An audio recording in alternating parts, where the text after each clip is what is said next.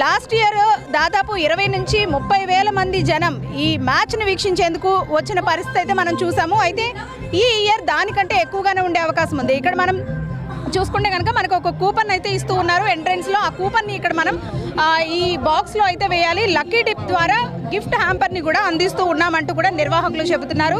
అలాగే మరికొద్ది సేపట్లోనే match start అయ్యే అవకాశం ఉంది. మ్యాచ్ స్టార్ట్ అయిన తర్వాత క్రౌడ్ ఇంకా పెరిగే అవకాశం ఉంది.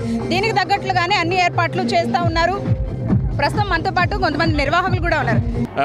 గిఫ్ట్ ఆర్టికల్స్ ఇవ్వడం జరుగుతుంది ఐపీఎల్ ప్యాన్ పార్క్ తరపు నుంచి. అదేవిధంగా గడిచిన సంవత్సరంలో కూడా మేము ఐపీఎల్ ప్యాన్ పార్క్ చేయడం జరిగింది. చాలా ఎక్కువ స్ట్రెంత్ ఇక్కడ క్రౌడ్ గ్యాదరింగ్ అవ్వడం జరిగింది. అదే రీతిలో మేము ఇప్పుడు కూడా ఎక్స్పెక్ట్ చేస్తున్నాం. కాకినాడ ప్రజలకి, ఈ సమీప గ్రామాల చుట్టుపక్కల ఉన్న గ్రామాలకి, జిల్లాకి ఎందుకు ఈ ప్యాన్ పార్క్ వచ్చిందంటే గౌరవనీయులైన రాజ్యసభ సభ్యులు సానా సతీష్ బాబు గారు, ఆయన AP state secretary, cricket secretary అవ్వడం వల్ల, అదేవిధంగా బీసీసీఐలో మెంబర్ అవ్వడం వల్ల ఈ ప్యాన్ పార్క్ తీసుకురావడం జరిగింది. ఆయన లాస్ట్ టైం కూడా తీసుకొచ్చారు. అదేవిధంగా ఈసారి కూడా ప్యాన్ పార్క్ తీసుకురావడం జరిగింది.